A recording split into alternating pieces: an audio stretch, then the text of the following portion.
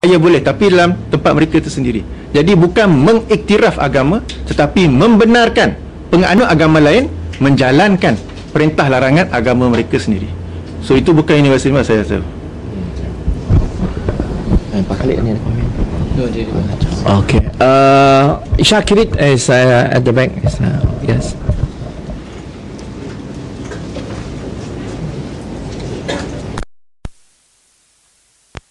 Yang saya nak tujukan ni kepada Pak Khalid, di dalam surah Nisa surah 4 ayat 48 dan ayat nombor 116, Allah Subhanahu Wa Taala berfirman, sekiranya Allah mahu ampunkan dosa-dosa kita, semua dosa Allah boleh ampunkan, tetapi satu dosa Allah tidak akan ampunkan, iaitu dosa syirik. Jadi dosa syirik tidak akan diampunkan. Jadi soalan yang saya nak bertanya kepada Pak Khalid, apakah yang dimaksudkan dengan dosa syirik di sini? Adakah dosa syirik tidaklah termasuk menyembah selain dari Allah? Dan kalau agama-agama lain mereka menyembah selain dari Allah, adakah mereka juga tidak, kalau mereka benar-benar sembah dalam agama mereka, kepercayaan mereka, tetapi menyembah selain dari Allah, adakah mereka tidak masuk ke neraka dan akan diampun oleh Allah? Dan bukankah itu akan bercanggah dengan ayat tadi? Jadi dari segi ini, apakah pandangan Pak Khalid? Terima kasih.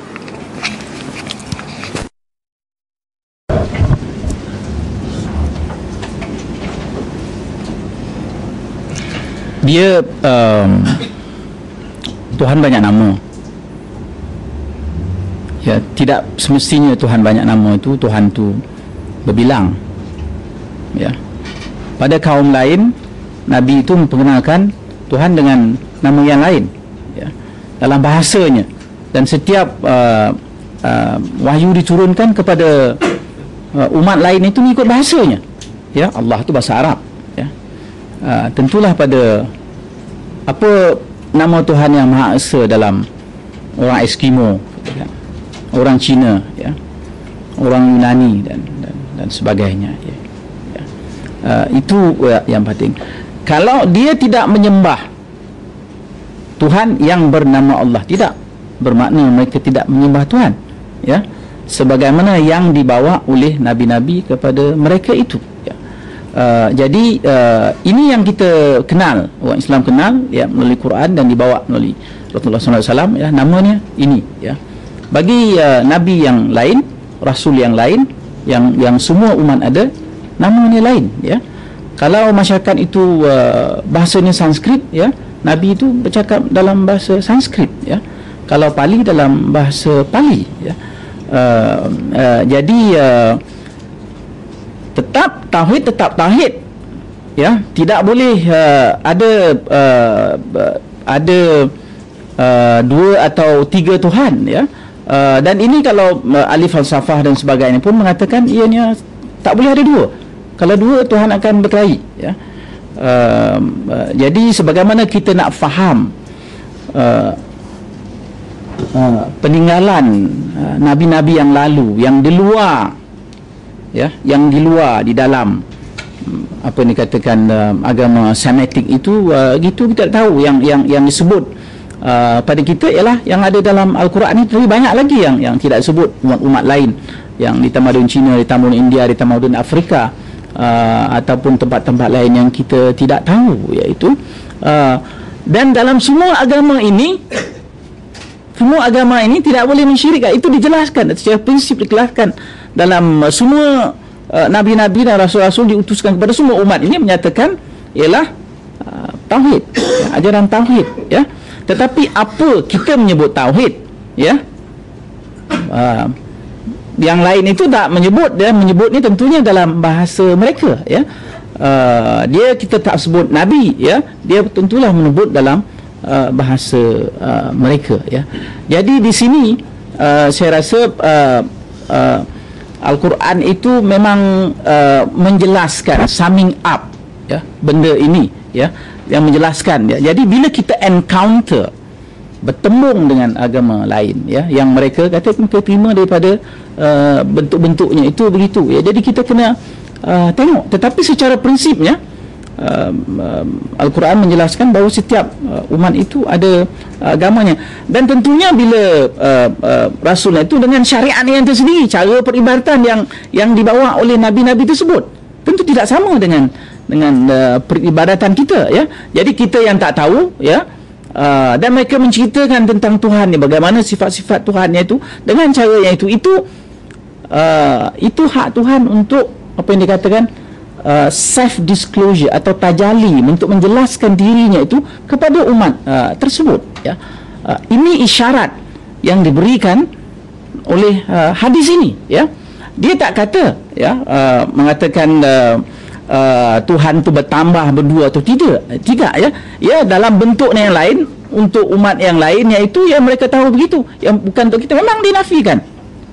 Ia hanya mengatakan bahawa Tuhan menjelaskan, menggambarkan, menyatakan dirinya melalui nabi-nabinya dengan apa bahasa sekalipun, dalam bentuk yang lain yang kita tidak kenal.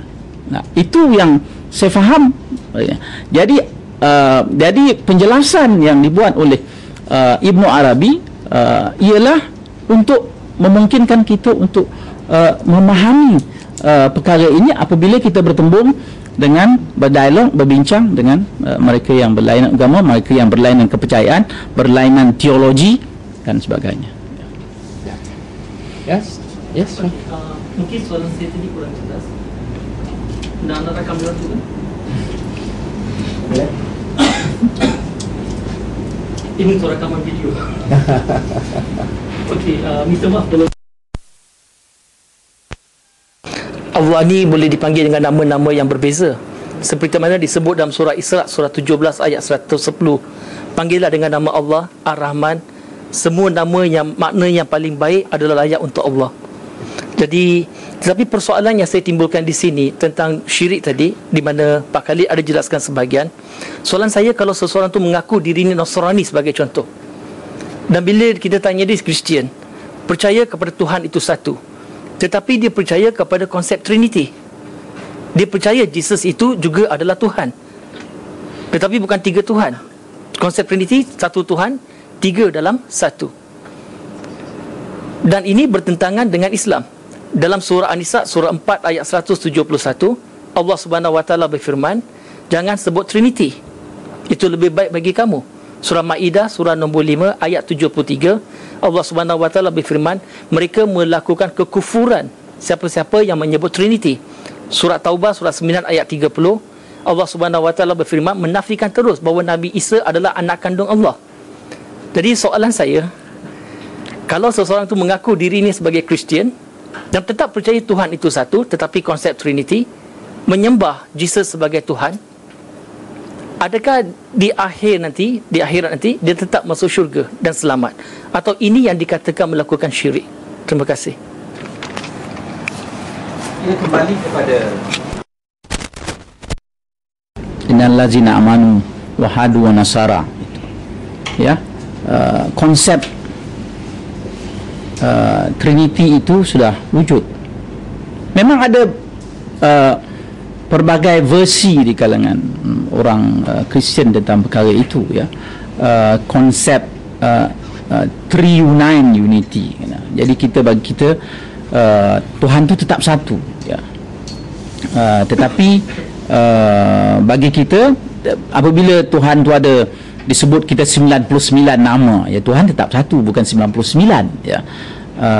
Jadi itu bentuk, ya, yang orang Kristian faham kepada dan dalam surah Ali Imran, ya, dinyatakan di situ, ya, apabila Tuhan nak mengangkat Nabi Isa dan dia berjanji, ya, dia akan memuliakan pengikut-pengikut kamu di atas orang kafir sehingga hari kiamat.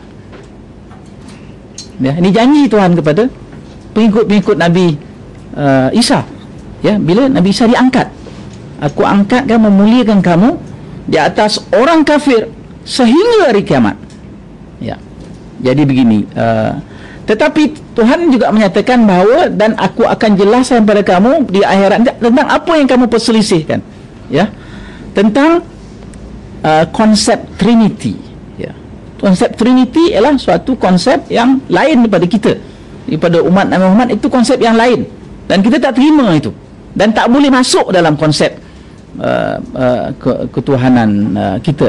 Ini tidak akan selesai. Kalau saya faham ayat itu, ini tak akan selesai. Hanya Tuhan akan